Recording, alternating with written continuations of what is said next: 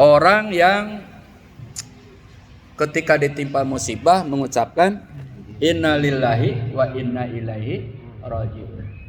Saya kira bapak-bapak, apalagi keluarga saat almarhumah Nadia meninggal, insya Allah yang keluar dari ucapan kita adalah inna lillahi wa inna ilaihi raji'un. Betapapun sayangnya Umi Naimah, walaupun sayangnya Mas Krisna sebagai suami, kita sebagai ustadznya, bapak sebagai tetangga atau jamaah, tapi ternyata almarhumah Nadia hakikatnya adalah milik Allah Subhanahu wa ta'ala. Kalau tidak memahami makna innalillah kalimat istirja, maka banyak orang yang ditinggal oleh orang-orang yang dicintainya itu meratap, Pak.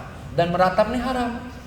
Maka ketika takziah jangan sampai air mata kita menetes dan kena kepada wajahnya, karena itu dianggap kita tidak sabar, tidak menerima terhadap qada dan qadar Allah Subhanahu wa ta'ala. Maka bersedih boleh bersedih, berduka boleh berduka, tapi jangan terus-terusan bersedih, jangan terus-terusan berduka. Walaupun kita tidak punya keluarga, punya anak, tinggal sendiri karena suami gak ada, mantu gak punya, anak udah pada wafat, tinggal sendiri kita, masih ada Allah. Maka kata ayat, jangan menyangka kita sendirian. Yang kedua Allah, jangan menyangka kita berdua. Yang ketiga Allah, terus. Jangan ketika kita malam gelap Allah tidak ada orang tahu, Allah tahu. Maka kapanpun dimanapun orang yang beriman akan merasa didamping oleh rahmat Allah Subhanahu wa ta'ala. Maka insya Allah bapak-bapak dengan kalimat innalillah ini memberikan kekuatan kepada kita, tetapi juga kesiapan kita untuk kembali kepada Allah. Suka tidak suka, semuanya akan meninggal. Sudah banyak contoh, Pak. Tetangga saya udah hampir 2 tahun di rumah sakit, belum meninggal. Udah kabel kemana-mana rabeng itu, tinggal napas atau tinggal kedip mata, enggak meninggal. Tetangga mau ke pasar, ke Seleo, meninggal, Pak. Ini kenyataan di Pondok Bambu. Oleh karena itu mari kita manfaatkan hidup kita ini untuk senantiasa beriman, bertakwa kepada Allah Subhanahu wa ta'ala sebelum ajal menjemput kita. Sehingga ada doa dari Rasulullah yang harus senantiasa kita baca, ya Allah biha bi husnil khotimah. Semoga akhir hayat kita husnul khotimah. Maka untuk Umi Naimah, keluarga besar, untuk A.A. Krisna, untuk kita semua, Pak, ada beberapa hal yang perlu kita miliki ketika kita ditimpa musibah. Yang pertama, ridho. Yang kedua, tawakal. Yang ketiga, sabar. Yang keempat, perbanyak istighfar. Dan yang kelima, berdoa kepada Allah Subhanahu wa ta'ala. Salat sudah jelas, puasa sudah jelas kewajiban, tetapi juga imbangi dengan ridho. Apapun yang sudah Allah tentukan buat kita, kita harus ridho. Tidak boleh arah, tidak boleh memikirkan rezeki yang di tetangga. Tetapi yang harus kita lakukan, bersyukur dengan kenikmatan yang Allah berikan kepada tetangga. Ridho terhadap apa Allah yang digariskan kepada kita. Alhamdulillah kita lulus diuji COVID dalam 2 tahun. Lulus kita, Pak. Walaupun COVID berkecamuk, kita tetap masih hidup sampai hari ini. Walaupun mungkin perusahaan nurun, pekerjaan kita nurun, penghasilan kita nurun, tapi kita masih hidup sampai saat ini.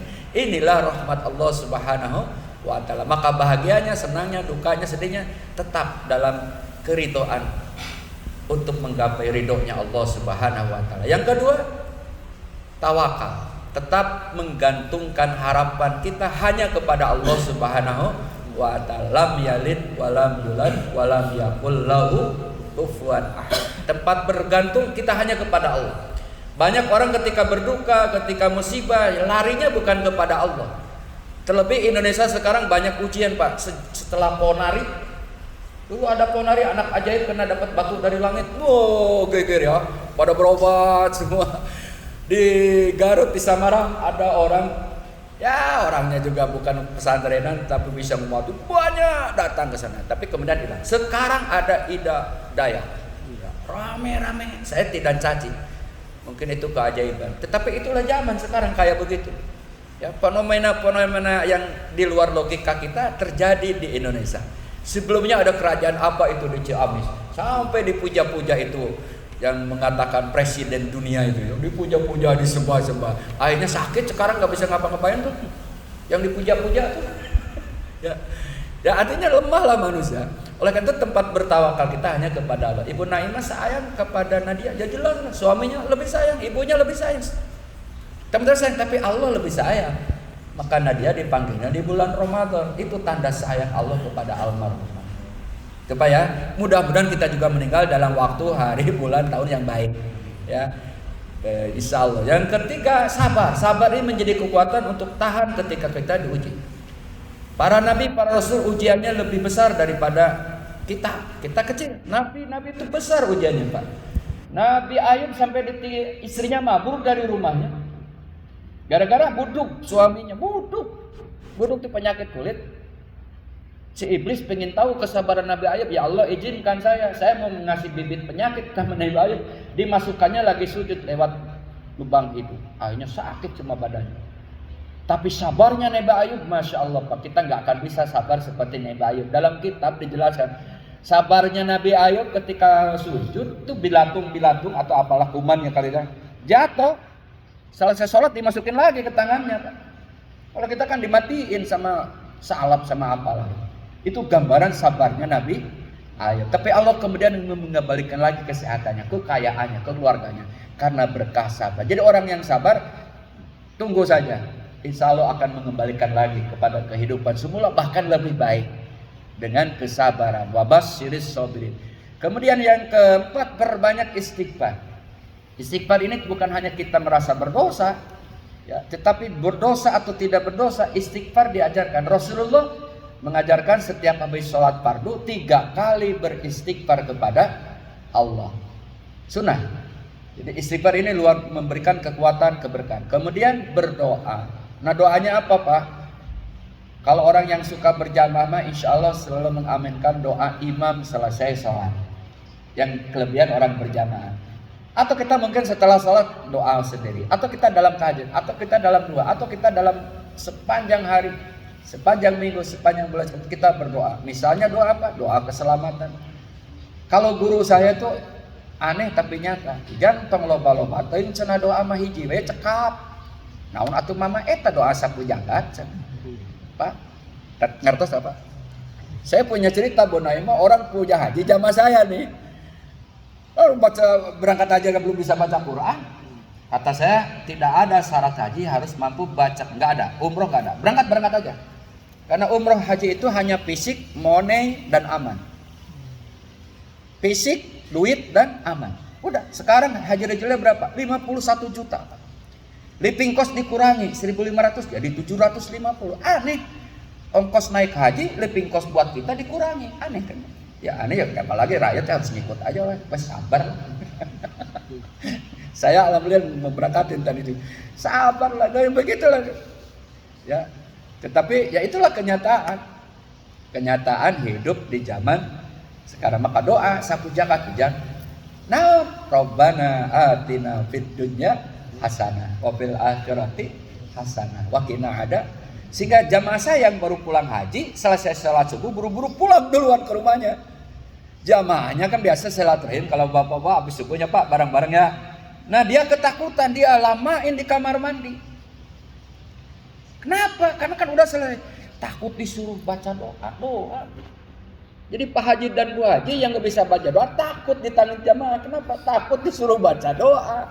Padahal kata mama saya, guru saya, baca wae lah. Ayo orang sasarangan doa. Rabbana atina fid dunya hasanah wa fil akhirati hasanah wa qina adzabannar. Selesai. Jadi jangan takut disuruh baca. Itu aja baca Pak. Gak bisa Rabbana atina takut salah tajudnya. Ya Allah, pasihan abi kebaikan dunia sareng akhirat, sareng abi pelihara dina siksa api neraka. Kalau orang Sunda. Kalau orang sini, ya Allah berikan kebaikan dunia dan akhirat dan peliharalah kami dari siksa api neraka. Walhamdulillahirabbil alamin. Selesai. Oleh karena itu doa ini jangan dianggap sepele. Ya, Rabbana atina. Atau mau ditambah satu kata guru saya, Rabbana dzalamna anfusana wa illam taghfir lana wa tarhamna lanakunanna. Saya dulu waktu kecil suka di nadom Pak. Maaf kalau orang NU kan sering nadom-nadoman ya. Mohon maaf.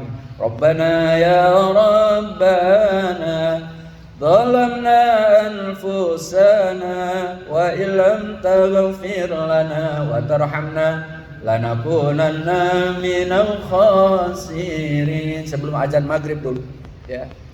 Nah, cuma jangan lupa, walaupun doa ini diamanahkan, doa untuk orang tua jangan lupa. Oleh karena itu paling tidak doa kita, Allahumma gfirli dunubi waliwa lidaya warahmah kama rabbayana shighara. Kemudian yang kedua, Rabbana dolamna anfusana. Yang ketiga, Rabbana atina. Cukup walhamdulillahirabbil alamin. Maka kita sudah termasuk orang yang senantiasa berdoa kepada Allah. Maka orang yang ridho, orang yang tawakal, orang yang sabar, orang yang senantiasa beristighfar, senantiasa berdoa, insya Allah selamanya ada dalam lindungan Allah, ridho Allah, hidayah Allah. Ini yang bisa saya sampaikan. Sekali lagi mudah-mudahan almarhumah Naimah Firdausi binti Muhammad Tugu meninggal di bulan suci Ramadan menjadi tanda bentuk kasih sayang Allah Subhanahu wa taala. Semoga husnul khotimah.